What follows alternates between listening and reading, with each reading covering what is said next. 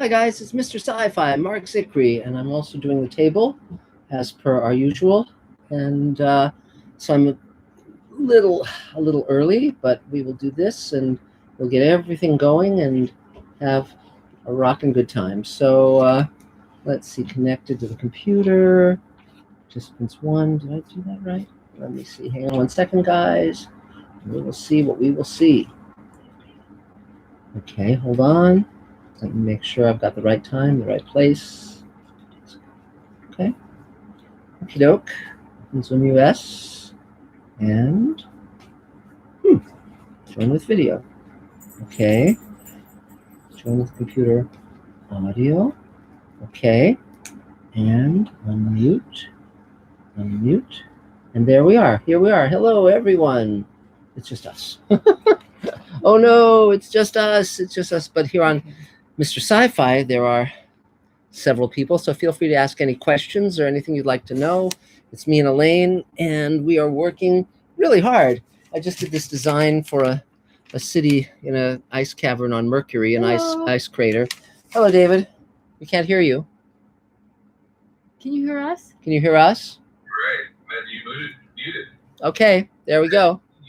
Okay, so we're also on Mr. Sci-Fi. So yeah, Elaine is here. Is there anything you'd like to say to the Mr. Sci-Fi fans, Elaine?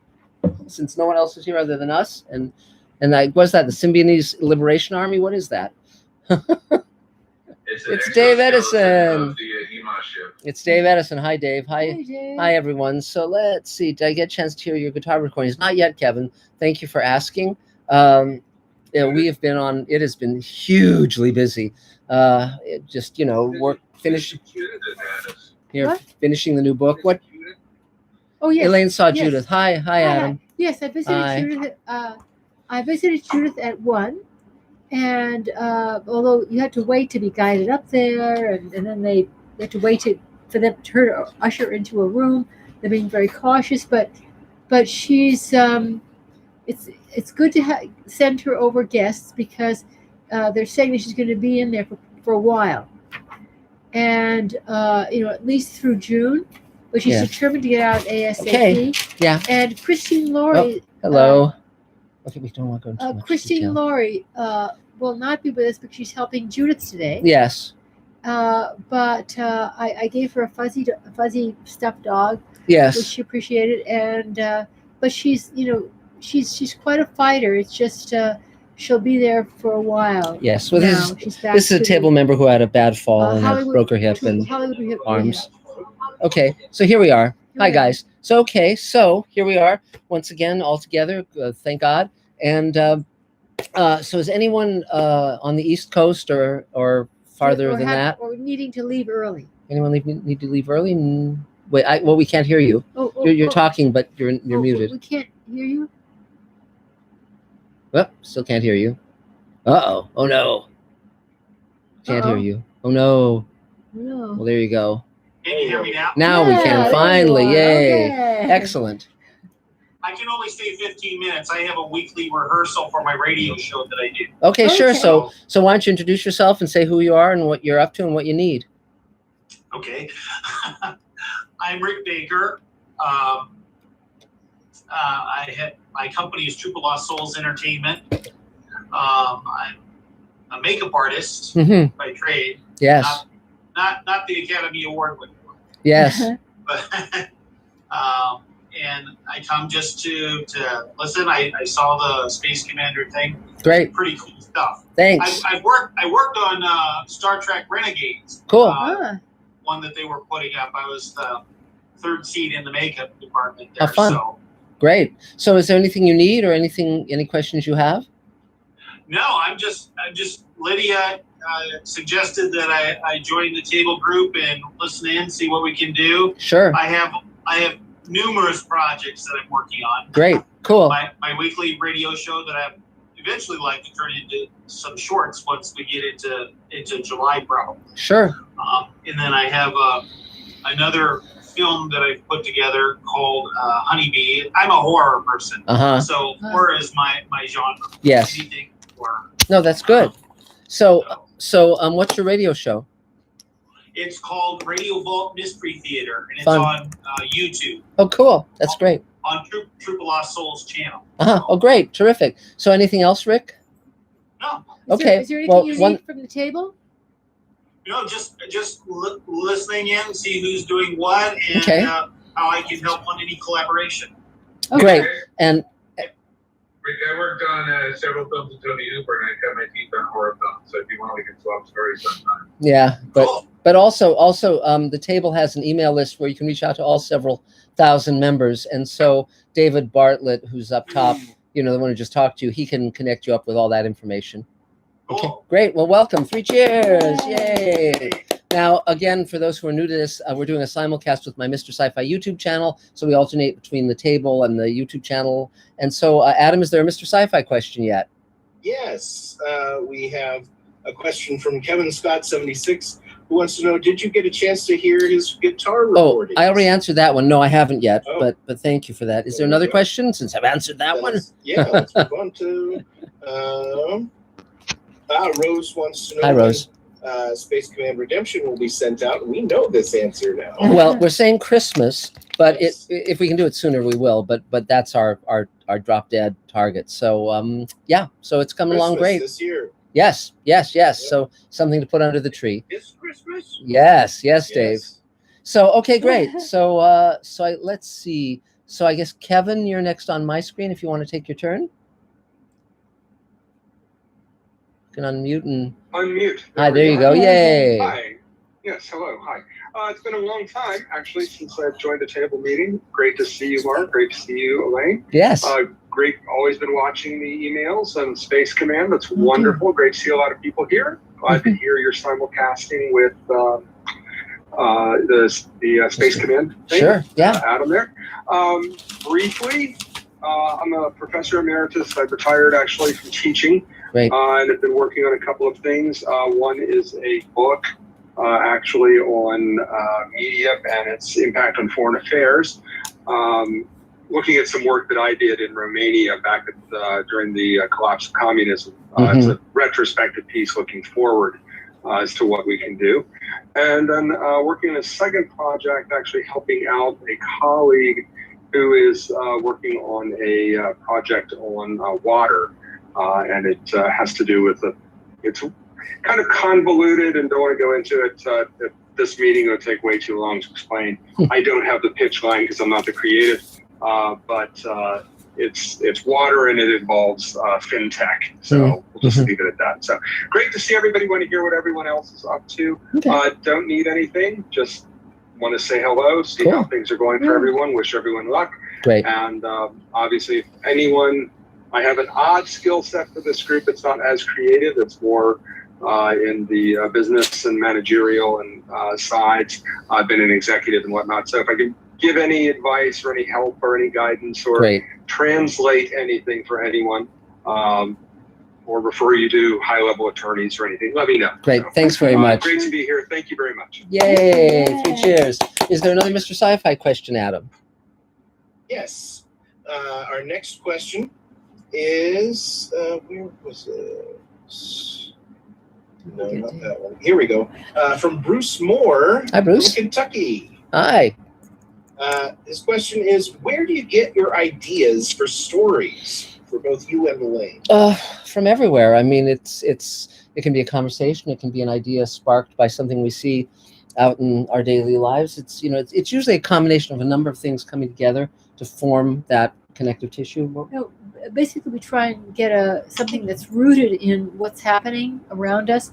At the Writers Guild strike, which went on forever, we got in our car and we drove the blue highways all around the country, talking to people, what they thought, how they were seeing things, and you can put it in the future in a science fiction construct, but it's important to just stay rooted to what people are about, and not. And that basically try and stay rooted in reality. Yes. Wow. Holy cow. Thanks, guys. Okay. And now, Mike Lopez, I see you're either a hospital patient or playing one. So why don't we take your turn? Let's do it. Yes, I'm an extra in in General Hospital. Yes. Oh, God. Oh, God. How are you doing? Hey, everybody. I haven't seen y'all in a while. Yeah, geez, Yeah, whiz. wow, Well, good to see you. What's up? what's going on? Well, apart from recuperating, getting better, and getting ready for surgery and stuff like that, just trying to keep a good outlook on everything, you know. Mm-hmm. I mean, what's the point? Mm-hmm. You know, to start complaining. Well, so is there anything you need? Yeah. Go ahead, please. Okay. As far as what I'm doing, I'm just about finished with my film. Oh, that's 15 minutes. great. We've got just about everything put together. Mm-hmm. I can't do a lot of the, I really can't get involved a lot, so I'm leaving that up to the director. Mm-hmm. But we talk once in a while, and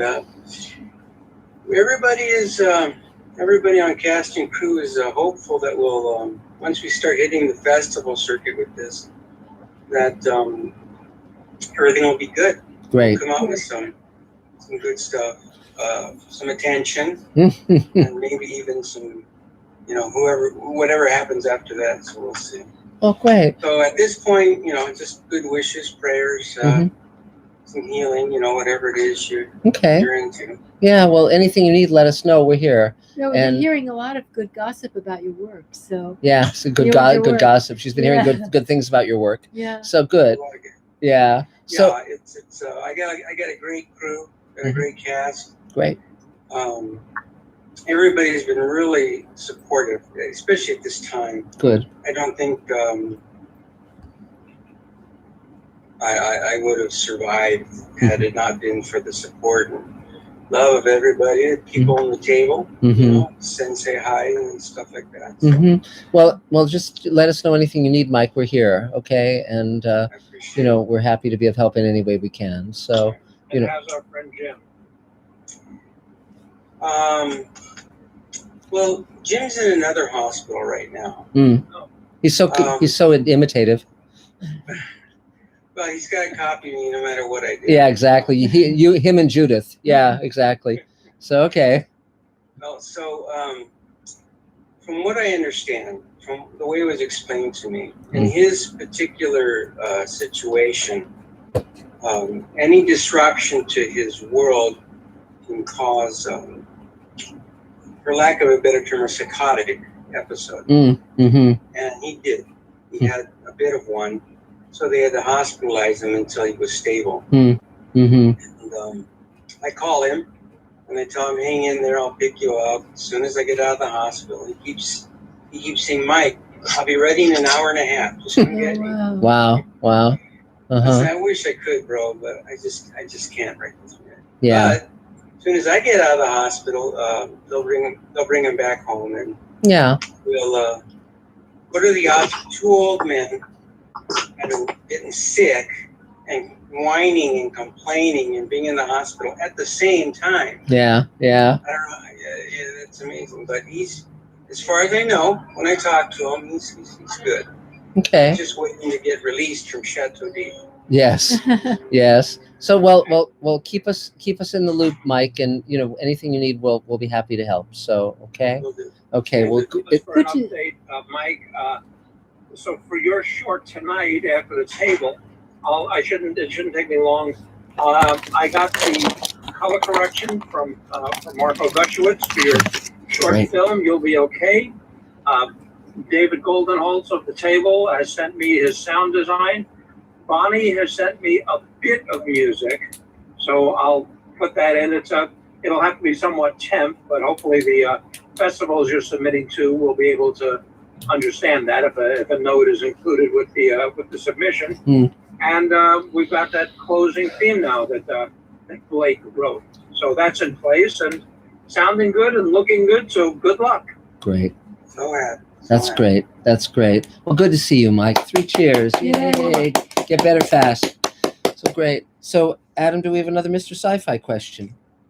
Yes, but first we have the largest super chat ever. Yay. Oh, wow. From 3 cheers. Orville Nation. Wow. Yay. Thank you, Orville Nation. That's great. And they say thanks to Mark for great discussion earlier on the Orville Space Command and Twilight Zone. Hi, Elaine. Love you guys. Thanks so much. It was a lot of fun. great. We had a lot of fun today on the podcast. So great. So let's see. So I guess Dave Edison, you're next on my screen. Oh, there we go. All right. So, hi, everyone. Dave Edison here, the editor of Space Command, and as you just heard, editor of Mike's short film, You'll Be Okay, which we've been chipping away at generally on weekends for the past few months. And that's just about done. And let's see, Space Command, it's just been, I can't remember a busier week than the last couple of weeks we've had on Space Command. With David Bartlett there, we've been working on videos for the current Kickstarter campaign. Yes. Which wraps up, I believe, a week from tomorrow. Yes. And we're just going strong, sending out videos and telling people about perks and ways to get involved in this ongoing, not to mention ongoing project. So anyway, we're also working on the second episode. I don't even know how many files are in this folder that I just got, but I got a folder of new VFX shots that I'm looking to drop in. So if you see me, those of you on Zoom, see me looking over here, that's because that's where the monitor is for the computer that I'm editing on. And we'll just keep moving forward. Great. This and that and the other thing, and just a breather would be nice, a day off would be nice, but that's for wimps, isn't it? So, anyway, be well. Talk to you soon. Great. Thank you, Dave. Yay. So, Adam, is there another Mr. Sci-Fi question? Yes. Our next question is a Scott Baker question. Hi, Scott. And he says, one thing about Star Trek Lower Decks I appreciate is the idea of the unsung getting their day in the sun. Yes. Can you think of any films or shows which look at the everyday amidst the epic? That's an interesting question. There are some films that deal with everyday life and everyday people, like Grapes of Wrath is a great example. But and there are some historians who focus on the daily life of the average person in ancient Egypt or the Roman Empire. And that's always very interesting because, of course, those were the majority. And but offhand in science fiction, I can't think of something. Nothing springs immediately to mind, but I can give it more thought. But it is a good question because the everyday moments amid the epic, I think, really plants films.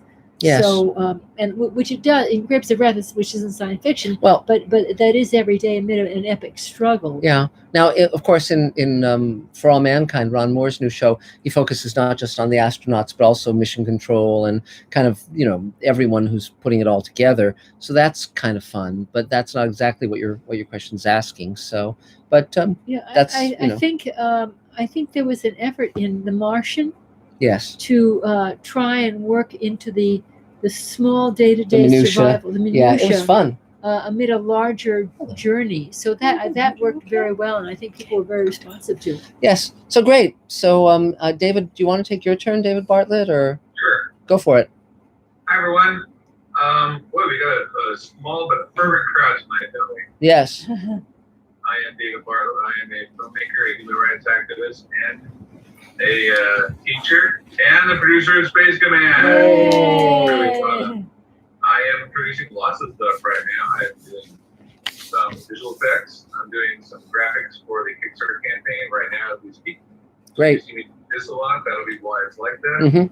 I have all sorts of stuff going on with building sets. And that set's really cool looking back there. Guy Linda is with us tonight. Yes. What's up? I've been talking to her for like 2 months. This is awesome. I get to see you in person. This is really good. So she's been a very big supporter of Mr. Sci-Fi for a long time. Great. And she's very impressed that I've pronounced her name correctly the first time out. So I'm very proud of that. So anyway, my background is I made my first film when I was 10, and I just couldn't stop making films, and here I am still doing it. Great. So I worked on all sorts of giant movies in Hollywood when I first moved here. I landed in some very big projects. Then I worked on some independent, low-budget projects with little pictures from other places. I was building sets with people like Jim Cameron, and that was a very good experience I got there because I'm doing a lot of the same techniques on Space Command now. A studio that I helped build, and I am helping build and design a couple of sets, building a lot of sets in the studios with the same techniques I've learned from James Cameron. Now there we have Lydia, who is one of our only art department right now. She does all the set decorating. Great. But if you see the alien spaceship sets and any of these videos Mark did, chances are that she put all the foam and the paint on those walls. Cool. So there's that. So anyway, so I worked in independent films doing that for a while. Then I worked in some very big studio films doing sound design and some studio films doing film editing too. I worked on Pulp Fiction and Speed and Total Recall and Predator 2. I like Predator 2. I think that's an underrated film. And I got to work with people like Joel Silver and Paul Verhoeven, and I worked on Amazing Stories episodes, Steven Spielberg executive produced, and all sorts of people like Gail Ann Hurd and Catherine Bigelow and some others, and it's been a great time. So then I got out of that and I started doing independent films. Now I've done producing, directing, writing, editing, and cinematography on over 150 films. I don't know how many short films in front of us. And I have 65 film festival awards. Cool. So if anybody ever needs any advice or help, I like to do that because I've been around a long time and I like helping people. So that's part of where I put my teaching. So you can give me a call and I'll help you if I can. And also you can then, we'll talk about in a minute, Space Command, but first I have a story. A story no one's heard. It's not a big story, but it's fun. Okay. So I was visiting a friend named Jonathan Sanger. Jonathan Sanger was Mel Brooks' producing partner on The Elephant Man and Francis at Brooklyn. And years later, he got partnered up with Tom Cruise. So he had an office on the Paramount lot, which is my favorite lot. I came to visit him one day, and we were going to have lunch. So I go to Tom Cruise's office. Now, Tom had a deal with Paramount where he's exclusive, first look, and all of that. And he was like, I don't want to do this. I don't want to be attached to the studio. I don't want to be on the lot. It's like he hated all that kind of concept, wanted to be independent. But Sherry Lansing was his one of his first producers, his first agent. He did Top Gun because of her, and she was head of the studio, so he said, okay, for you, I'll do it. So he ends up, there's the building that Paramount's executives are on, they built over here, and way over here on the opposite farthest way from them you could get lot, on the edge of the lot at Gower, which is like one more step and he would have been on Gower, is the Desilu building, which was a TV building that was built and run, not built, but run by Lucille Ball and Desi Arnaz. So he's actually in the old Lucille Ball building. So I go in the building, go on the ground floor, and there's this little light beam that breaks, like, 7-Eleven makes the alarm sound. And at the top of the steps, the secretary comes down, she says, hello, who are you? How can I help you? You don't even get up the steps. So I just explained, I'm Jonathan Sanger, okay, so I came up, I went down the hall, he can take the head out.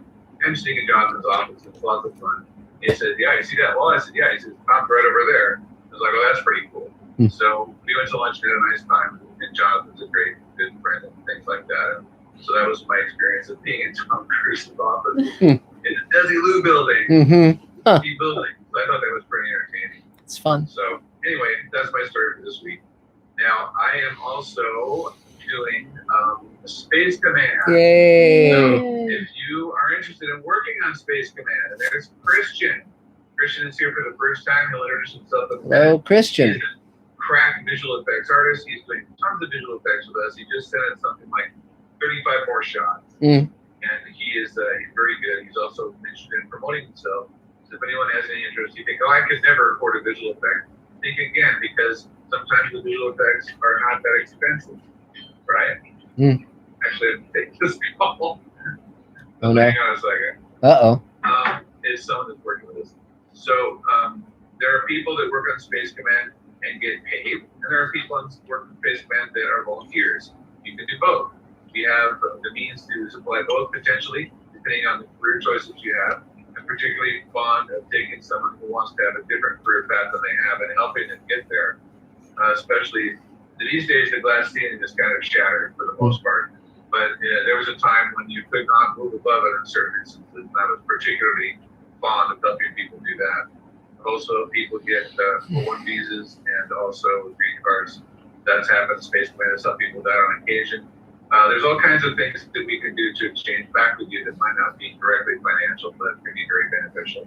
So if you like building sets or painting sets, or if you like doing computer work, and even if you're not here in LA, there are things I can probably get you to do now and work into something else later. So let me see. That's kind of it. Are you able to help? What's that? Are you able to help people who made the wrong career choice? Very good at that. Don't you dare! Don't you dare! Don't you dare! No. Call me. Dave, call me. I'll slip it in somewhere. Yeah, really. So great. Anything else, Dave? Definitely your calling, especially Space Command. Mm-hmm. Anything else? That was the pitch for Space Command. Now the table email. Mm-hmm. If you want to reach me, you can go to the the chat there and my emails there for Mr. Sci-Fi folks. DaveFilms@hotmail.com. DaveFilms@hotmail.com. Now you can also need help with the table email. You can contact me about that too. If you're new and you want to get on the table email, then I will help you. If you are having troubles with it or whatever, this is something I can do. So also send me an email. If you're new and you want to join the table email, this is open to Mr. Sci-Fi people too, which is a rare opportunity because it's usually only for people that come to the table meetings. So very shortly, we're going to go back and bring calendars probably and have them in person, and we won't be doing this anymore. So this is your chance.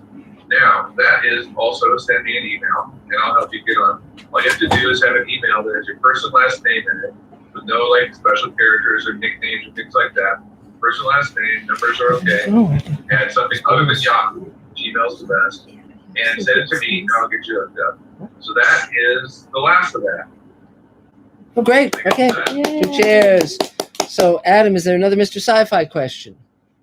Yes. Our next question is from Mark Lungo. Great. He wants to know what, in the world of Space Command, yes, what are communications and entertainment technology like? Flip books. Everyone has flip books, and that's about it. It's kind of, a little bit boring. No, it's basically, I'm using some science fiction tropes. I have the Ansible, which is a faster than light communication system. But people basically are, it isn't that different from what we have now. I mean, some people have brain implants and so forth and can download things directly into their minds, but that's really not as entertaining as sitting in a movie theater with a whole bunch of people. Holographic technology. There's holographic technology. There's ice sculpture, and shuffleboard and things like that. It's a pretty exciting time and place. So, but I can go into more detail on that in the near future, Mark. So, okay. So, Adam, I see you. You up there among the luminaries. So why don't we give you your chance to opine? Sure. While I'm here. Hi guys. I am Adam Sartain, actor, voice actor, and producer on Space Command. Associate producer. And oh boy, it's been another busy week. I just the day before yesterday recorded 2 podcast episodes, so I'm caught up and I have a buffer again. One with the CEO of Voices.com, which it's an interesting story. Voices.com is one of the 3 major, or I guess 2 major voiceover marketplaces where people who want to be voice actors can go and audition for jobs. But there's an interesting story in how we met, and you'll have to listen to my podcast next week, Inside Animation, to find out that story. Okay. How many? In addition to recording 2 different podcasts episodes, I also recorded, had a direct live over Zoom directed recording session for a cartoon called Dishes, in which I played the lead and a side character as well, so 2 different characters. And I got paid for it. Yay! So that was good. And then this weekend, I am going to record the final musical numbers for Shrek the Musical. Great. Which, for those who don't know, I have been cast in a virtual production of Shrek the Musical. And by virtual, the way we do it is all the musical numbers are pre-recorded so that there's no lag, and all of the dialogue is done live, broadcast over Zoom. And that will begin on July 9th. Through the Davis Musical Theater Company. Great. DMTC.org. And are you going to send out a thing about that to the table so people can buy tickets, etc.? As soon as tickets are available, I'll send out an email. That'll be great. Yay. 3 cheers. So great. Yay. Anything you need, Adam, by the way? Just I think I'm good for now. Just hopefully have a safe trip tomorrow and get up there and get it done. Yeah. Sanity would be good. And well, of course, Spaceman Kickstarter, which you guys are gonna speak more on. Yeah. I'm good for now. Great. 3 cheers. You're coming up here? Yeah. Wow. I want to do lunch. Okay. Wow. Maybe on Saturday. We'll see. That sounds great. Yeah, that's great. Cool. I'm available. Terrific. Awesome. That's exciting. So, is there another Mr. Sci-Fi question, Adam? Let's see. Yes, we have another question from Bruce Moore, who wants to, and I believe he's referring to your new book, Greenlighting Yourself. Yes. Will your new book cover writing disciplines, like when to write, how to get everything down, etc.? Yes, it goes into all that stuff, absolutely. And it uses real world models like Guillermo del Toro and Ray Bradbury and myself, of course. And so yeah, we get into a lot of specifics on that stuff. Yeah, we get into the nuts and bolts. You bet. You bet. And a little shout out here. If you want an advanced copy of that book, you can get it on our Kickstarter. Yay! Well, you can also get a free T-shirt too. Yes, it comes with a T-shirt. It comes with a T-shirt that says "Greenlighting Yourself" on the front, and on the back it says "Mark Zicree's got your back." So, so I think that's really, really fun. So great. So thank you. Thanks, guys. So let's see. So I guess, Galinda, you're next on my screen. If you want to take your turn and introduce yourself and say what you're up to and if you need anything. I'm thrilled. I'm so excited to be here. I feel like, well, my stage fright has gone through the roof and my social anxiety. They're having a battle right now. So if I ramble, I'm trying to force myself to slow down. My speech teacher in high school was like, that was a 20-minute speech you just did in 3 minutes. You're doing fine. I am thrilled. This is so exciting. Space Command is just going to be amazing. And I'm thrilled to be able to be a part of it, even just to get to be a patron. This is great.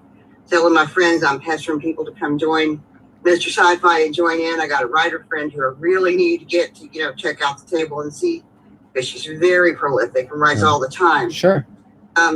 I did a little bit of local broadcast TV back about 10, 12 years ago, where you guys' brilliant idea was take public domain stuff and then rebroadcast it and sell commercial spots. So I was doing the Excel spreadsheets for when everything was supposed to run. So a little tiny bit of TV background here. My biggest claim to fame is I was Frankenfurter back in a front row club for Rocky Horror Picture Show for about 3 years back in the 80s and club. So a little tiny taste of fame, a little bitty tiny taste of that, and I liked it. But right now I work for Electronic Arts Video Games. Wow. And I do tech support. So I have the ins and outs on a lot of PC troubleshooting and Mac troubleshooting. Wow.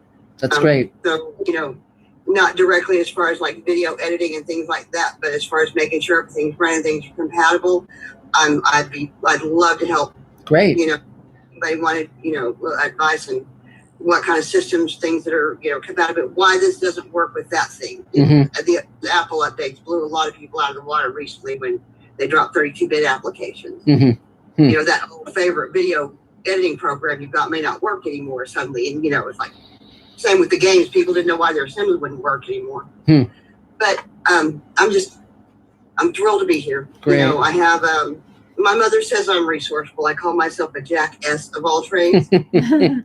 That's great. But that's great. It's great to have you here. And again, David can connect you up with the table email and all those bells and whistles. And so anything else? Yes.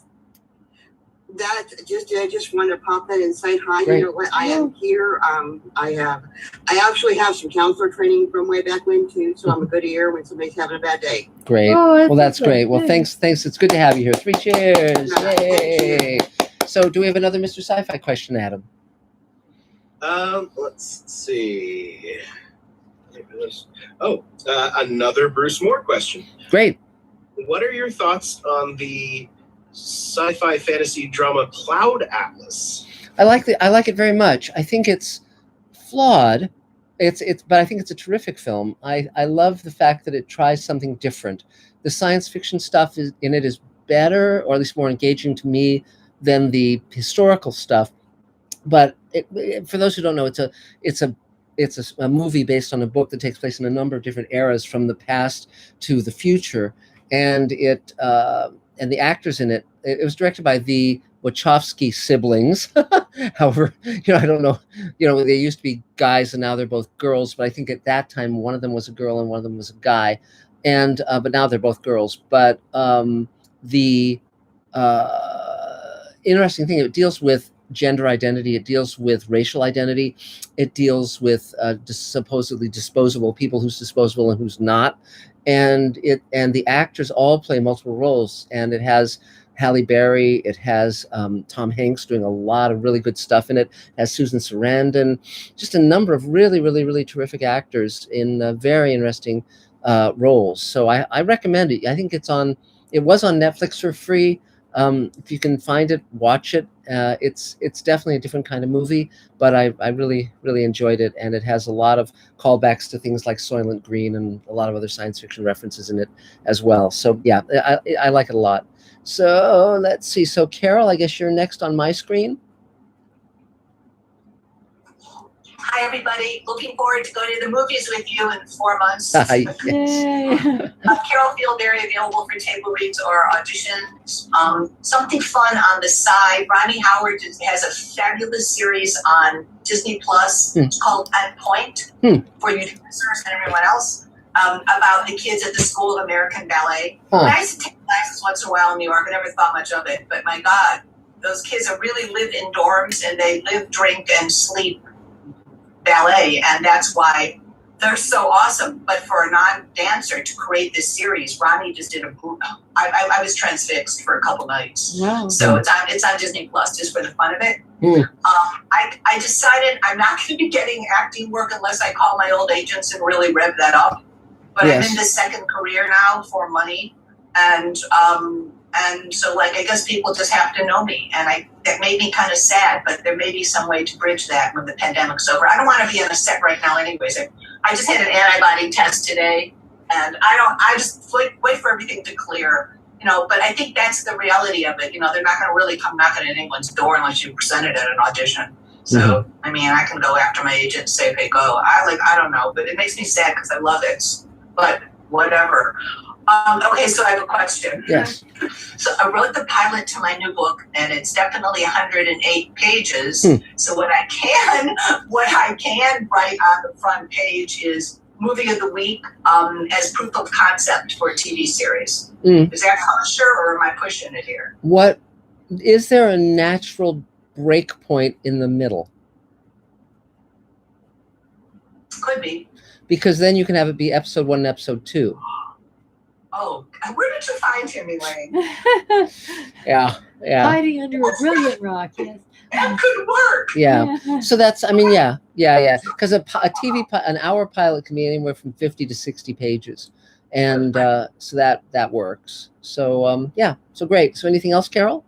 No, that's good. Okay, 3 cheers. Yay.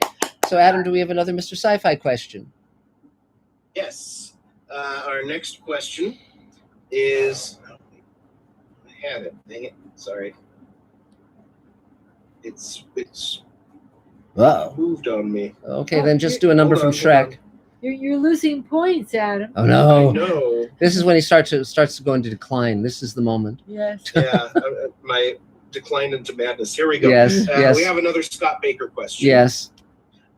would you consider adding to the storyline of Space Command a non-lethal means of subduing or incapacitating adversaries? Yes. We need more examples of this. Yes, they have a gun that shoots boring rays, and people get bored and fall asleep. No, actually, no, it's actually yes. The conceit of our heroes, not of the standard, is to guys, not kill people. Is to not kill people. Right. Is to find ways of compromise and connect. Yes.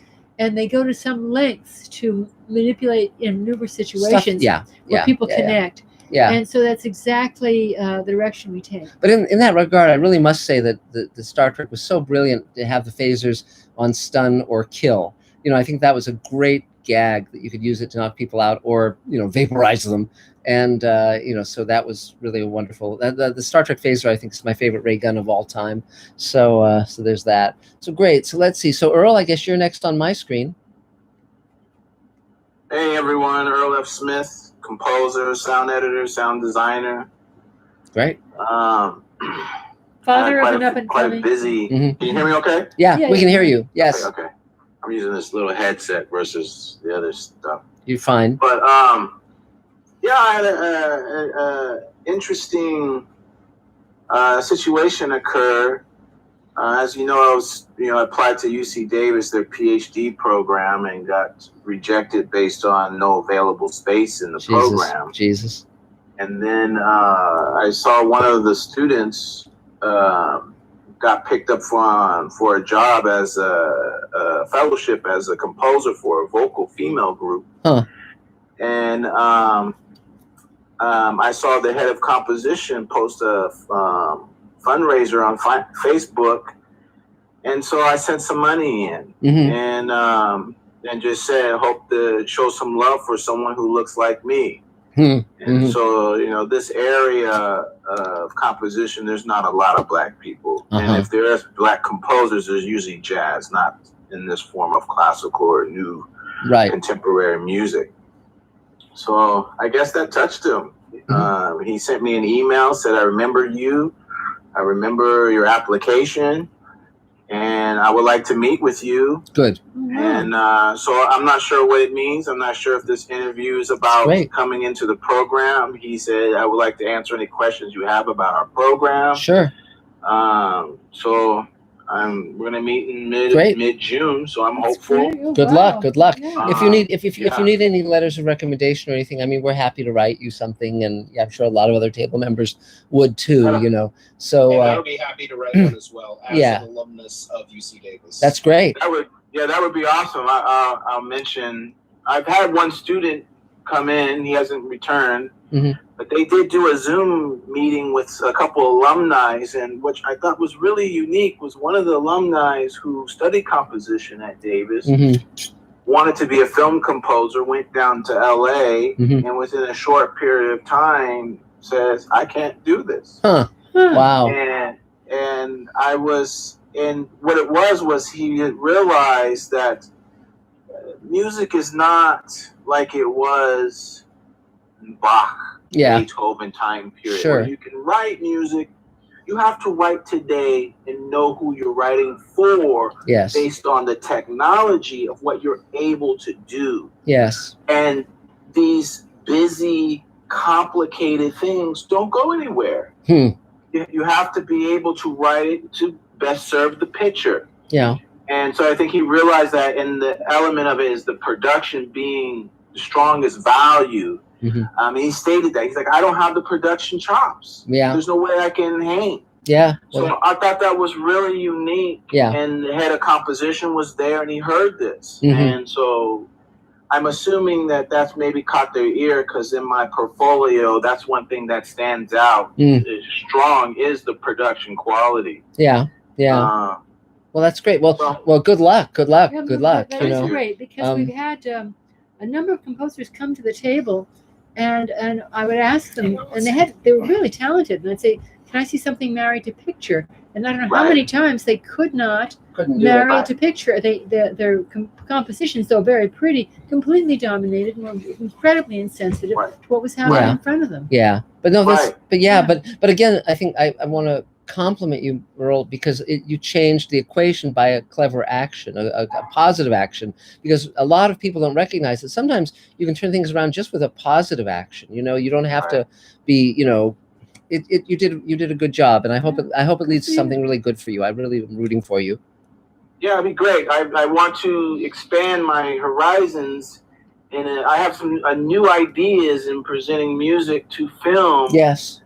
That just hasn't been done. Yeah. And for multiple reasons. Yes. So I'm going to meet with him, talk about those things, what I'm trying to do.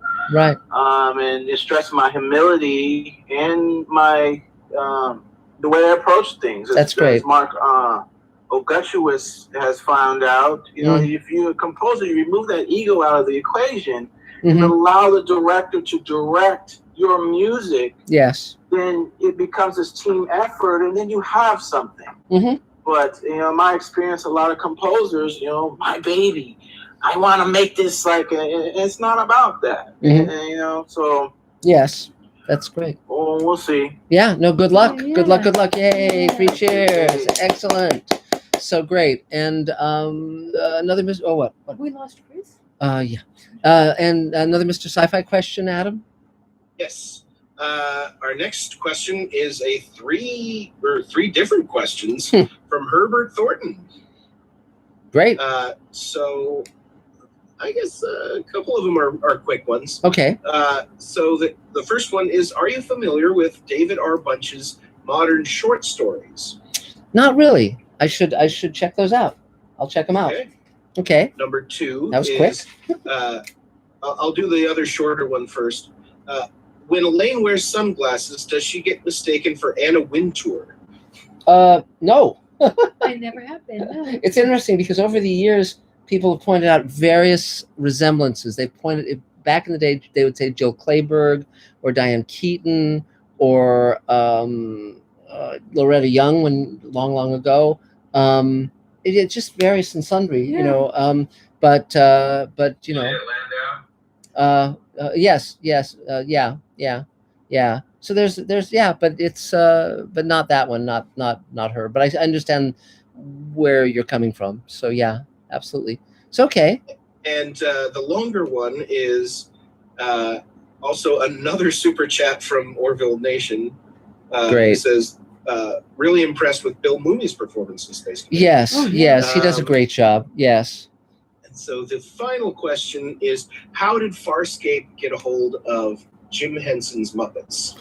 That show was developed at Fox by the Henson Company. Rockne O'Bannon was brought in to develop that show, and so Henson was aboard from the get-go. They wanted to make a jump to live action, and because of Star Wars utilizing Yoda, that really sort of showed that you could have puppets in a science fictional universe. And so originally it was developed at Fox. I think I have the original pilot script that Rock wrote. It wasn't called Farscape. It was called Star something. I can't remember. But then Fox ultimately decided not to make the show, and then it went over to Sci-Fi and it was greenlit. But it was always going to be Henson making that film. It was very much that was the plan. Absolutely. So let's see. So now Mark Ogushewitz, the great Mark Ogushewitz, go for it. Hey, can't go from talking about Jim Henson to me. I mean, I'm the biggest Jim Henson fan on the planet.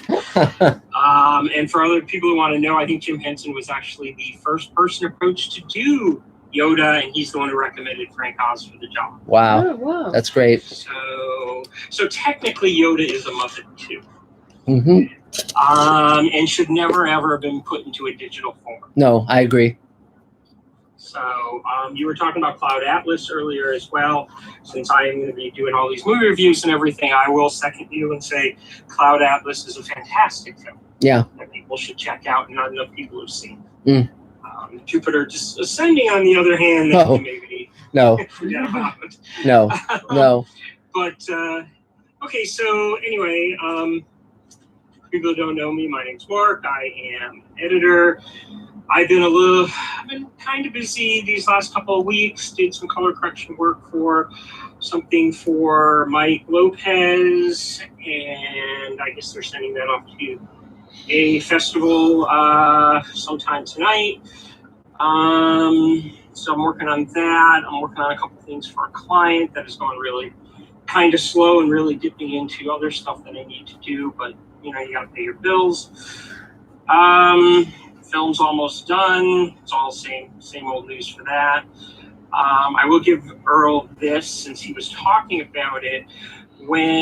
So anybody looking for somebody to do music, when I was working with Earl on the music, we kind of had different takes on, what was needed for the film. And so he wrote me this interesting music, and then he gave me the music and the stems and even separated out some of the instruments so that I could play around with it and move it around the timeline. And I think what that's done now is made it a completely collaborative effort that is going to give me what I want with the stuff that he built. And as I slowly started to move it around, he started to understand more and more what I wanted and made it I think we're going to have a much better score because of it. And so I second him completely on the work of collaboration. Kind of thing. So, and now, of course, because we talked a lot about, music's not always needed and sometimes sound effects can be used for music, we're both now watching movies and noticing when music is and is not noticed being used in places where you would think they would be used. So it's been an interesting process. We're almost done with that. My podcast and my website slowed down a little bit because of the work that's been coming in, to the point where a lot of the little extra things that I've been doing that I'm getting in the way as favors for friends. I have a friend who runs a podcast, and every Friday they do these meetings where they talk about the latest things on Disney Plus. I've started to kind of back away from that stuff so I can really have no more excuses for this not happening, because my whole thing is God, I'm doing so much is getting in the way. And I've decided for the next 2 months to just kind of, anything that's not paid that's getting in the way of the website /podcast is going to have to be postponed and sidelined so that I can get this stuff done. Because I've been talking about doing this for a long time, and I've been actively moving forward with it, but then something comes along and gets in the way. And it just makes it very, very hard to organize. So I had to call some friends and say, hey, this little thing, I'm going to have to. I mean, they can still do it without me. So I'm not putting a halt into anything they're doing. I'm taking a little vacation from it until my site is up. That being said, Monday I did my 3rd episode recorded with Rob Paulson. Who is Pinky, and it was absolutely amazing. We talked about a great movie, but he also, at the end, I asked him for a movie suggestion that Pinky, because Pinky is literally one of my all-time favorite animated characters. And so having Rob Paulson talking to me was a huge deal for me. It would have been like Jim Henson sitting there, except for, unfortunately, I'll never be able to talk to Jim Henson because he passed away. But at the end of the episode, he could only be there for a certain amount of time, so I decided I generally do runner-ups, and I said, this week we're going to kind of forego the runner-ups because I have something more fun. And then I asked him if he had a movie recommendation that Pinky would recommend. And then completely in his Pinky voice, it's like he wasn't even there anymore, and I was talking to Pinky. All of a sudden, we're talking about a movie recommendation from Pinky and the Brain, and it was a lot of fun, and I cannot wait for that to go up. So got to get the website up, got to get the podcast going, because I've got 3 recorded. I'm good. We got a 4th plan. Like I said last week, Mark, I'm going to talk to you about my number 5. And so, everything's moving forward. I just wish there was a way to move it forward faster. Where's Adam on my screen? I talked to Rob about your podcast.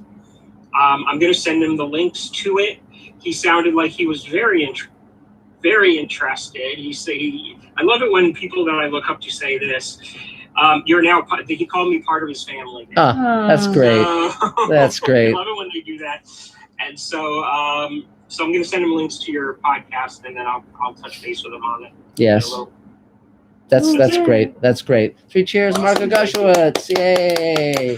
So is there another Mr. Sci-Fi question, Adam? Yes. Our next question is from Kevin Scott 76. Hi, Kevin. Who asks, Mark and Elaine, have you ever read a book you thought was so terrible you were compelled to throw it in the trash? Huh. Mark Gushowitz warned me about the sequel to Rosemary's Baby, so I knew that the ending was going to be kind of funky. But so I didn't throw it in the trash. He threw his copy in the trash. Is there any book you've ever thrown in the trash? Well, you got that nurse novel when you were a kid. That didn't exactly warm the cockles of your heart. Yeah, I got a nurse novel from an aunt who didn't realize that you were reading Tolstoy and Dostoevsky at the time as a kid. And I was never given a book like that. My parents were giving me very different kinds of books. What is this object? And I basically said, what is this? Yes. So I don't remember throwing it in the trash, but it sort of went like to the back of my bookcase, and I thanked my aunt for it. But I thought this isn't literature. So yeah, but I did, when I was traveling, I would pick up whatever books were left behind. Yeah. And I picked up one book, and I don't remember the title, just that it was very sadistic. Mm-hmm. And that went in the trash. Yeah. I don't throw books in the trash because for me books are sort of sacred objects, and I just can't. Some of them are trash. Some of them are trash, but still there's just something so, I don't know. I just can't throw books out in that way. I prefer to give them away or leave the box out front where people can borrow them or take them or whatever.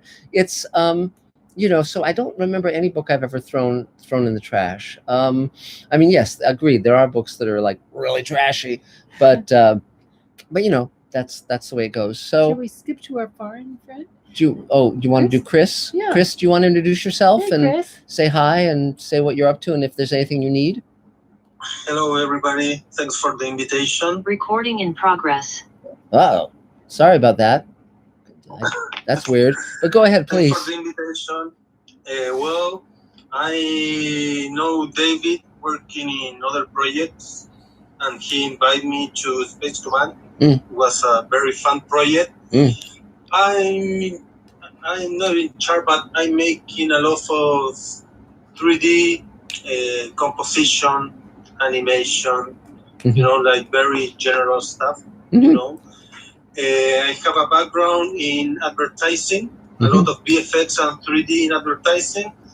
And then with the years, I really want to get more involved in series and movies. And I have like 3 years ago, I started with movies, I have Sylvester Stallone's movies, series for Amazon Prime, Netflix. And this Space Command is my first sci-fi series. Yay. And I'm a sci-fi guy. Yeah. So it's a very interesting project. Uh-huh. I'm very happy. Great. Well, it's great to have you aboard, Chris, and it's really fun to see everything take shape. So really glad that David brought you onto the team. Thanks, man. So great. Well, 3 cheers. Welcome. Yay. Welcome, Chris. So excellent. You guys know Christian has delivered 133 shots just in the synth by quarter sequence. Yeah. Yes. So very soon the world will be able to see Chris's wonderful work. So 3 cheers. Yay. I'm downloading a bunch of them right now. Christian, did you get the files I sent you just recently? Yeah, I have the email. I still don't download it, but it's all there. Okay, great. Yeah, you guys can talk. Yeah, absolutely. 3 cheers, Christian. Yay. So, Adam, is there another Mr. Sci-Fi question? Yes, we have another Scott Baker question. Hello, Scott. Have you heard much about any production progress on the new Time Bandits TV series? No, but it's Casting, certainly release date, etc. No. In fact, this is the first I've heard of it. It's but it's certainly something I would check out. I mean, I loved the movie, and so it's a cool property. I mean, the great thing about science fiction in general is there's so many cool ideas and worlds that are presented, and many of them could make shows. I mean, I think for me, the movie that most deserved to be a TV show but never was is John Carpenter's They Live, which was just great in terms of the notion that all the conservatives are aliens, and you put on glasses and you see that they're aliens and not humans, and it was very fun. And it was a really fun movie. So, I'll keep an eye out for Time Bandits now. You bet. So next on our screen, I guess, is Bonnie. Bonnie, if you want to jump in. Hello. Hi. Hello. For working on Mike Lopez's film, and Cool. they're setting off for a festival tonight, and working on music for that. And then the table member now, Benjamin Clark. He hasn't been here in a while, but he contacted me, just sent me some files to listen to. I'm not sure, on something done. I have 2 new musicals to work on, and definitely Mike Lopez film, and there's other stuff, but a lot of stuff happening now, which is great. All different kind of things, and then somebody from the table asked me to do some write music to some of their lyrics. I've seen some of their lyrics; they look great. Just a whole bunch of different things happening. And again, I was so Dave Edison's editing on the film on You'll Be Okay from Mike Lopez is so good. Oh my gosh! And Great. Adam did such a great job as a mouse on that song, the musical theater song. Cool. For workshop. Fantastic. Oh my gosh, everybody loves it. And just all kinds of great stuff, and all the table folks and everything, just all good. Great. Yeah. Well, three cheers, Bonnie. Yeah, and one thing I would urge everyone to do is check out each other's work, because the more that we collaborate, the more that we help each other move forward with our dreams, the better. And so that's one of the reasons when I created the table, that it isn't just writers. I wanted it to be editors and composers and directors and producers and actors and everyone that could come together into collaboration. So so definitely check out each other's abilities, and that'll be great. Just so much support and talent, and it's just such a wonderful community. That's right. You bet. Well, thanks, Bonnie. Great to have you here as always. Yay. So is there another Mr. Sci-Fi question, Adam? I'm not sure if it's directed at you guys, but it's a good question. What is the inspiration for Sulu's swashbuckling scene? He's gay. No, it's sorry. No, I mean, it's actually a fascinating story. Originally in the script, he was like brandishing a samurai sword.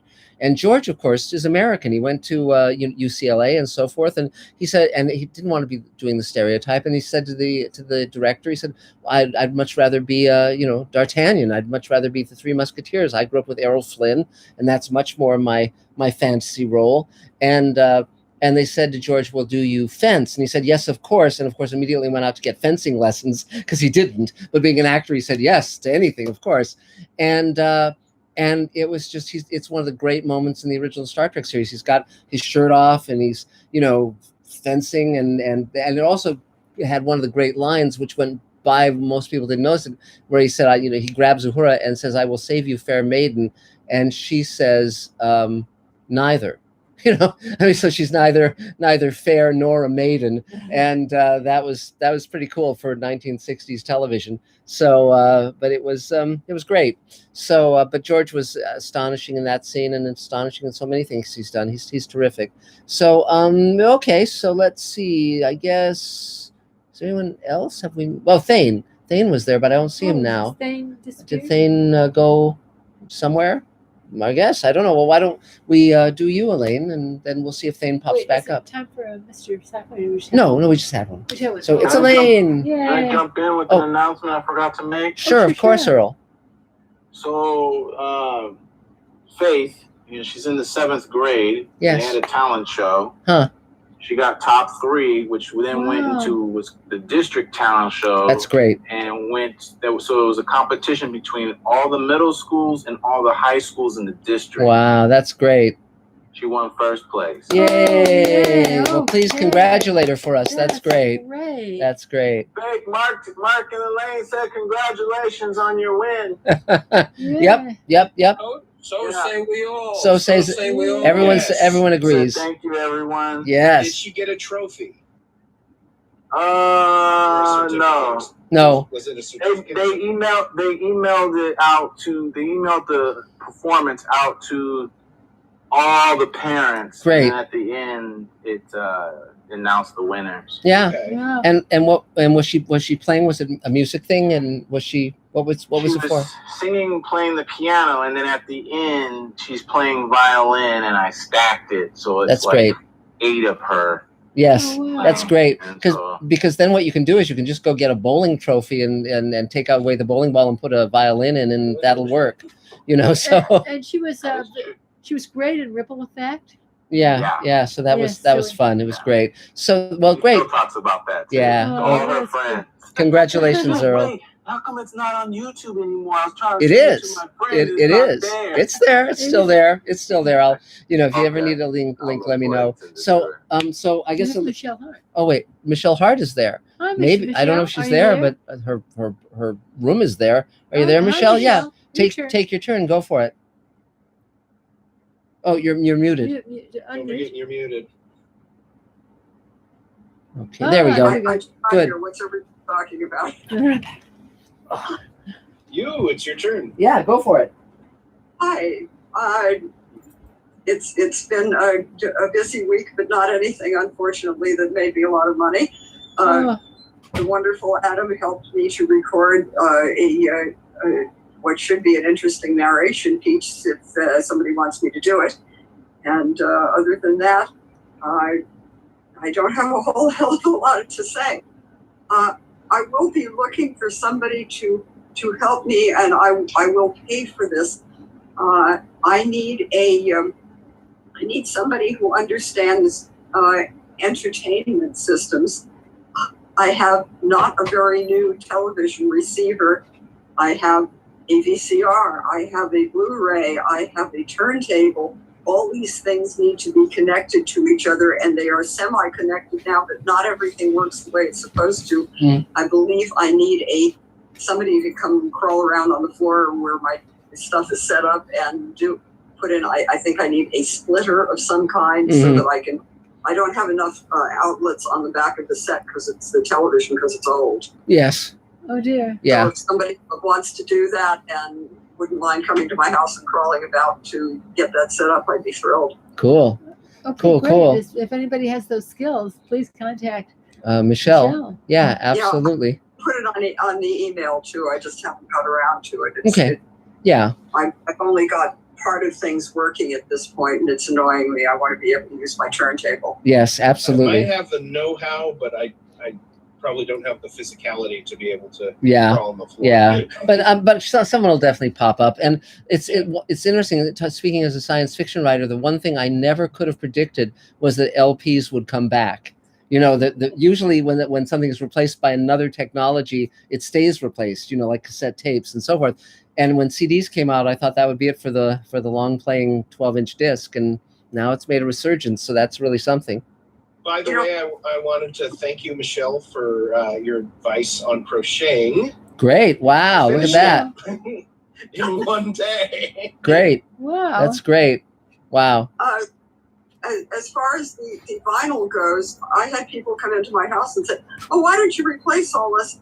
And I said, "Well, probably because I don't have about $20,000 to replace all the vinyl that I've got." Yes. The classical and the pop and the rock and the all the rest of that, including early spoken word stuff by Lenny Bruce and Bob Newhart and stuff. That's I'm great. not letting go of that. No. And fine. that's terrific. So anything else you need? Winning lotto ticket. Yes. Well, we'll work on it. So, okay, 3 cheers. Yay, Michelle. Good to see you as always. So, Adam, is there another Mr. Sci-Fi question? Yes. We have one more Mr. Sci-Fi Great. question from Regulus000. Yay. Who asks, of the sci-fi subgenres, space travel, time travel, universe travel, etc. Yeah. Which do you think is most likely to dominate the next decade? It's an interesting question. Space travel, like space opera, is having resurgence thanks to Elon Musk and all the stuff that's going on with NASA and so forth, and the Chinese. And I'm glad that it's having a resurgence. The Martian. I thought The Martian was a terrific book. We're reading Hail Mary, Project Hail Mary, that Andy Weir's new book. For a while, sort of the internet and cyberspace and all of that was taking sort of a front row seat, and I really didn't care for that, simply because it felt very sort of like navel gazing to me. And I like things that have a bolder vision of what man is capable of. And I think it's so interesting, this whole challenge of faster than light drive, the fact that they're starting to see some possibilities, and that's really, really, really cool. But so that's what I tend to read anyway. I'm not that interested in, I'm trying to read the new book by, it's not Michio Kaku, it's the guy who wrote Remains of the Day. But it's about an android, a female android in the future who's a servant. And, and it's okay. It's not bad, but it's not really thrilling me. Whereas, I've been reading the Expanse novels since they started coming out, and I enjoyed them very much. And so we'll see where it all leads. So it's Elaine's turn. Elaine, go for it, Elaine. Okay. For those of you who missed it, I was visiting Judith today at the Hollywood. The Beverly Hills. The Beverly Hills facility, where she went from the hospital to stay there for a while for rehab. Yes. And unfortunately, terribly, she was just starting to function after having had her broken arm broken in several different places by an incompetent at a hospital, making it much worse, almost killing her because it broke a blood vessel. That she was finally home and forced it through, and was about to have a birthday party when she fell and broke a hip. Yes. And so she's now back in the rehab facility, but she's she's such a fighter. She's doing okay. Christine Laurie is being absolutely invaluable, and at some point, she's going to try very hard to go from an upstairs apartment to a downstairs apartment, which would allow her a lot more flexibility. At which point, it would be great if whoever was available, we could help her move. If that happens, this is down the road. Could be it'd be like a month. Okay. And so for me, just working to get a number of projects started, but it's interesting because we talk about a world market, and talking to one friend in England, she's seeing possibilities. Evidently, Cannes is like $250 because it's virtual. Via Zoom, yeah. So it's virtual, so you can start to see what the world market is. And I had the same situation with my DP, who is doing his own series that I helped with the writing. And when I mentioned what I was looking for, he was talking about all kinds of people from Italy who wanted to get a foothold in the U.S. And there are a lot of artists who are wonderful, who want to get a foothold in the U.S. and where we would not normally be able to connect with them because of the level that they're working at in their own country, where we can create alliances because they would like a foothold in this country. So it's interesting to pay attention to the world market, especially since what my friend Michelle was talking about was the fact that talking to the artists, they felt, who talked to the audience, there was a strong feeling that they wanted something hopeful and powerful that reflected the current idealism of these social movements, and they wanted that as storytelling. A lot of the artists recognized that, production companies recognized that, but the buyers were talking about, oh no, we want another true crime story. So we're talking about trying to create a consortium. So for those of you who love storytelling, remember the rest of the world has open arms and is looking. Yeah, well, there you go. That's me for today. Yay, 3 cheers. So is there another Mr. Sci-Fi question, Adam? Let's see. Yes, we have a Scott Baker question. Okay. What do you know about the science fiction aspect of pulp fiction? Nothing. Such as Marcellus Wallace's Soul in a Box. I've only seen that film once, and I enjoyed it, but I don't have a deep knowledge of it.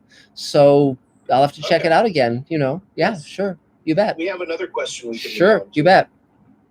Bruce Moore asks, regarding Predator 2, I always wondered why at the end of the film, the Predator gave Danny Glover that old gun from the 1700s. Were they thinking of doing a prequel? Not that I've heard, but of course, Back to the Future went, they did a going to the future, then going back to the Old West and so forth. So, the trick with any science fiction franchise is finding the way to keep it fresh and not just remake the same movie again, but less well. So it's possible. It's been a long time since I've seen Predator 2, and so I'll have to go and look at that and check it out again and see what it says, and we'll go from there. So okay. Also, for those who are curious about the crochet thing, I crocheted a beanie for a friend of mine who has cancer and was going through chemo, and it did not look like this before. It was looking like this, which just maybe fits a doll's head, but probably will not fit a human head. Yes, so that's Michelle told. Well, plus I was using this, if you can see it, tiny crochet hook. Yes. Oh Jesus. So Michelle said you need to get a bigger hook. Yeah. So I went and got this hook, yes, which is much bigger and it worked. Much easier to use. That's great. And again, that's why it's so good to have people advise you, Yes. So absolutely. Well, that's great, Adam. And so great. So now I guess it's me, wonderful me, if I don't see anyone else. So a lot is going on, as has been mentioned by many and sundry. I've finished the new book and I'm just reading through it and making notes, and then I'll ship it to my publisher. And with Space Command, we're working on 102, the second hour, all the visual effects and all that with Chris and David and a bunch of folks and Dave Edison. And we are also working on a sneak peek of the third hour, and we are shooting the fourth hour. We've been shooting it. We just shot a scene with Thane Allison, the table member, a few days ago, which is very exciting because that's better than having my temp ADR in there with me going, help. Meantime, we've got our Kickstarter campaign going. We're at $50,000. We've got a week left and we need 30,000 more. So we are just pulling out all the stops. By the way, just to let, yes? You also mentioned that we shot that in our studio. Yes, we did. We shot it in Space Command Studios. So it's very exciting. And also something at some point we might want to offer, not necessarily during this campaign, is the Space Command design book, because these are all the designs that were done. It's including storyboards I drew, all sorts of stuff, and spaceship designs, you name it. So, and that could be 2 volumes because we have so much of it. So that might be something to do at some near future date. And but anyone who wants, and so I've been doing a lot of podcast interviews to put out the word.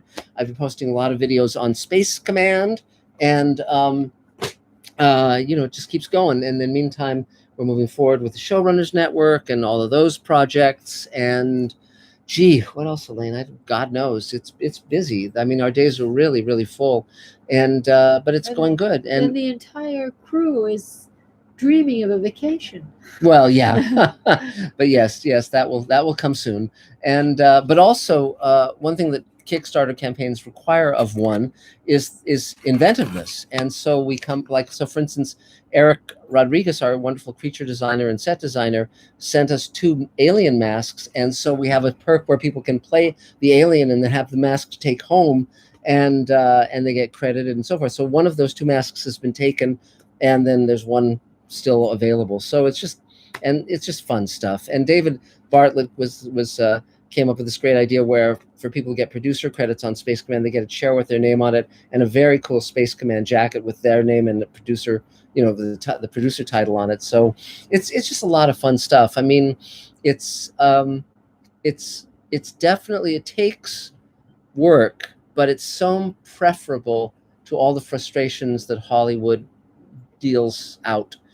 So I'm having a good time, and glad to be here. You gotta tell the clever names you came up for the Eric alien head mask. Yes, well, someone said, was it you, David? Someone said you got to name them, and so I named them Gidney and Cloyd from the Bullwinkle TV show, the 2 aliens that were on Bullwinkle and Rocky. And Gidney and Cloyd are great names for aliens, and so that was really, really fun. Oh, Thane, you're back. So do you want to take your turn, Thane? Well, Zicree itself is enough of a sci-fi name. Well, actually, Michael Reeves once wrote an episode of Super Friends where the villain was Zicree the Kryptonian. So that's out there in the media universe. So so cool. So Thane, do you want to take your turn? You're on screen. Let's see if you can unmute.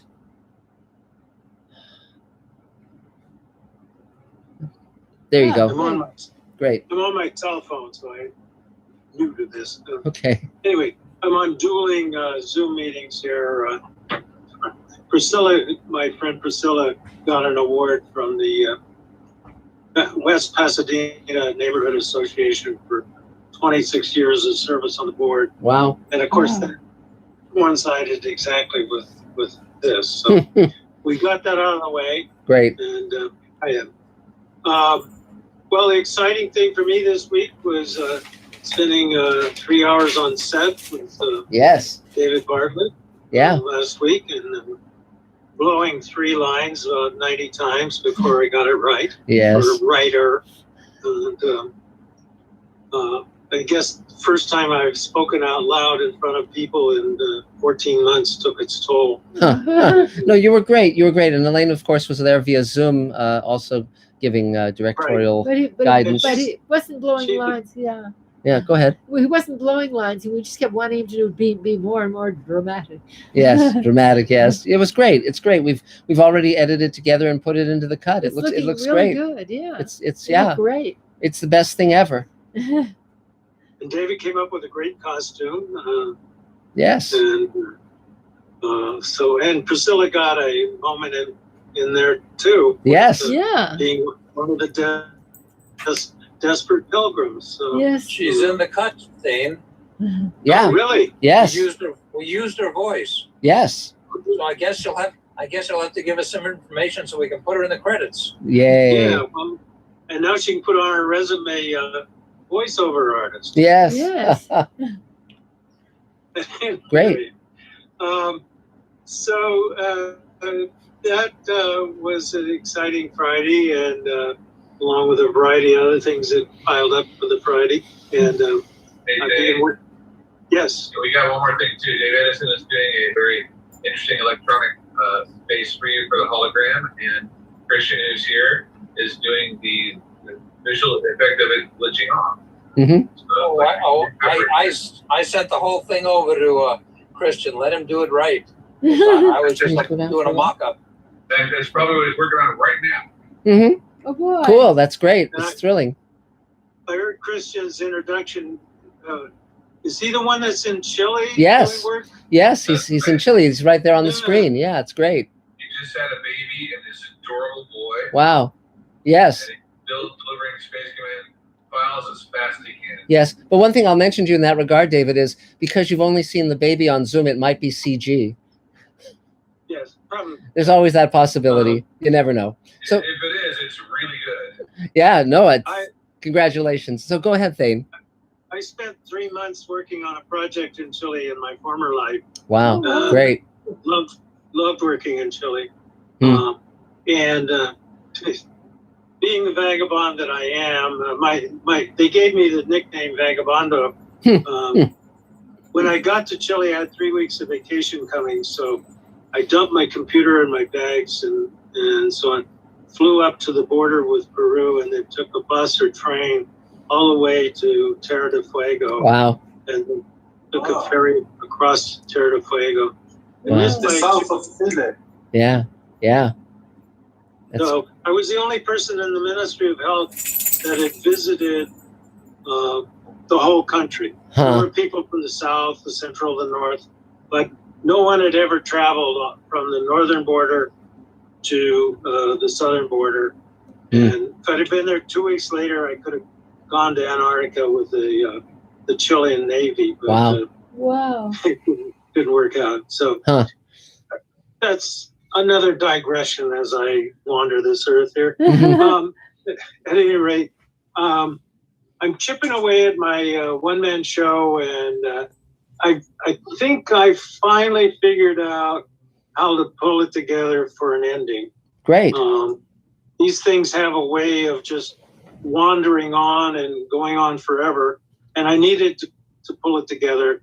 And I think I finally figured out how to do that without giving a lecture at the end, but bringing in some additional character work, which is the real challenge. Creating these characters, I've got, I think the last count I had 38 characters in my show, and 38 different voices and 38 different body language forms and so on. So now all I have to do is finish drafting this final section and then commit an hour and 10 minutes to memory. I mean, who can't do that? Great. And pick out some video and some other enhancements of the show and get it on its feet sometime this fall. Great. That sounds great. So anything else you need, Thane? No, I've had a couple of auditions. I auditioned for 2 different Westerns, something I have high on my priority list. When I was a kid, well, in the Valley, I lived where they kept next door to where they kept the horses and wagons for all the Westerns. And I delivered papers to John Wayne and Burl Ives. And then when I moved out to the Antelope Valley for high school, we lived up on the side of Lovejoy Butte, which is about 30 miles east of Palmdale. And they shot a lot of Westerns out there. So we used to ride our horses up and try to interfere as best we could without getting yelled at. So it's just one of those things. Both of them required riding horses, and I used to ride a lot of horses. It was my primary means of transportation when I was in the Peace Corps. And so, and just one final little thing here. I have a mask that says U.S. Peace Corps on it, and I was at the dentist today, a new dentist. My old dentist gave up on me and retired. It turns out that the woman who runs the desk also speaks Malaysian and Indonesian, and the dental hygienist that worked on me spoke Chinese. So we had quite an international conversation. Oh, that's great. At the dentist office. But in the meanwhile, just keeping working away here, trying to stay positive and stay engaged, and know that big audition is just around the corner and it's going to be payoff. Great. Yeah. Well, that's great. 3 cheers. Yay. And Michelle, did you have a question or a comment? I had a comment to say one of the lovely things about doing a one-man show or a one-person show, whichever being politically correct here, is that if you drop a line or two, no one will know. Yes, that's true. Or you could your partner because there ain't one. Yes. Or you could follow what they do with the Kabuki theater, where they move props with people are on stage dressed entirely in black, and they move props, which I once did. So you could have a Kabuki assistant who's all in black, who has cue cards that sort of follow you around. Yeah, Jesus. Oh God. Yeah. Oh, that's cheerful. So okay, great. Well, that's great. 3 cheers thing. Yay. So is there a final Mr. Sci-Fi question, Adam? Yes. Another question from Bruce Moore. Hi, Bruce. Who says, I'm turning 54 this June. Congratulations. Do either of you encounter ageism in the industry? Yes. From basically when you're 40 years old on, you do. But again, it's sort of like, that's just some of the thing. I mean, okay, the way ageism works in Hollywood is because you'll hear older people saying, I've never encountered ageism. That's because if you have a steady income stream that generates millions of dollars for the studios and for your agents and so forth, some people go from success to success to success. And if you're lucky enough to do that, then you're not going to encounter ageism, though actors generally will no matter what. But writers, there are showrunners who've done that, and they don't claim there's no ageism, which is amazing, an amazing lack of having their eyes open to what's all around them. ageism definitely exists in the industry. But on the other hand, the great opportunities now with the internet and so forth and crowdfunding allow us some opportunities and some alternatives that we didn't used to have. So, but yes, absolutely, there's ageism in the industry. It's rampant. Is there something you want to say about that? Oh no, one of the best ways to counter it is to just ignore it and to be just warm and friendly and there and not cop an attitude. Which sometimes people who are the angriest about ageism cop an attitude of I know it all and this and that. Yeah. And if you just go in there warm and friendly and you don't see generations, you just because your vision is so poor. Yeah, because your vision is gone. Yes. But you don't really respond to generate. It's a lot easier. Yeah, and you can always hit them with your walker. That's another part of it. Yeah. But back to the real answer to this is, I strongly feel that ageism is a major problem throughout our society. And so Rockne O'Bannon and I created the new show Sweet Haven, which takes place in a world where everyone under 60 dies from a genetically altered bioweapon. And so the people 60 and above have to save the world, even though they can't reproduce. And the reason I did that was because I wanted to write non-stereotypical older roles and give them to my wonderful actor friends, Gates McFadden and Michael Harney and Veronica Cartwright and Bob Picardo and Marta Kristen and on, Barbara Bain. And so my answer to ageism isn't just to suffer in silence. It is to create art that shows a truer reality, a more valid reality. And because I have such a powerful art form that I work in that reaches millions of people around the world, I find that not just an opportunity, but a responsibility. So that's the real answer to that one. So yes, Carol. Would you know what the demographic is of who watches TV the most? Yes. We were once at the Writers Guild retreat up in Arrowhead, and the showrunner of Murder, She Wrote gave a talk, and that show was on CBS, and she said our audience is very loyal because they're all dead. So, but I don't know. different networks skew to different age demographics. Fox skews considerably older, the Fox network, and CBS skews older. Obviously, CW skews younger. Nickelodeon skews a lot younger. It varies, but certainly Netflix, I'm sure, is creating content that's reaching out to everybody. But one of the reasons why you've got a lot of shows with Black leads partially is because they found out that a lot of Black people watch a lot of TV. And so and particularly with the subscription networks, HBO, Showtime, etc. It's like people subscribe, and so they're creating content that will keep their audiences happy. And so so in a way, it's a great leveler, which is terrific. I think, one of the interesting things is they used to do Nielsen's, which was just brute numbers. And then in 1969-70, they switched to demographics, which said who was watching the TV shows, not just how many. And one of the funny things about that was that for the first 3 seasons of Star Trek, they had Nielsen ratings. And so the show was kind of like, tanking. Then after Star Trek was canceled, they discovered that Star Trek was the top rated show in the 18 to 35-year-old demographic, which was the most desirable. So if they'd had demographics during the run of Star Trek, it'd probably still be on, but yeah, interesting stuff. So. Yeah. Because to me, it looks like who watches TV the most are the 12-year-olds and the 70-year-olds. Well, the younger people don't have TVs. They're doing stuff on their phones and their tablets. They don't have traditional television sets. And one of the things that has changed is the notion of identifying a show with a network. Most people have no idea what networks are airing various shows because they get the content, in so many different ways that they just say, okay, so that doesn't identify anymore, and particularly brand recognition, like what is an AMC show, what is an FX show, what is an HBO show. It all kind of blurs, and so that's another aspect of the modern age. So okay. One of the other things is that the population is aging in general.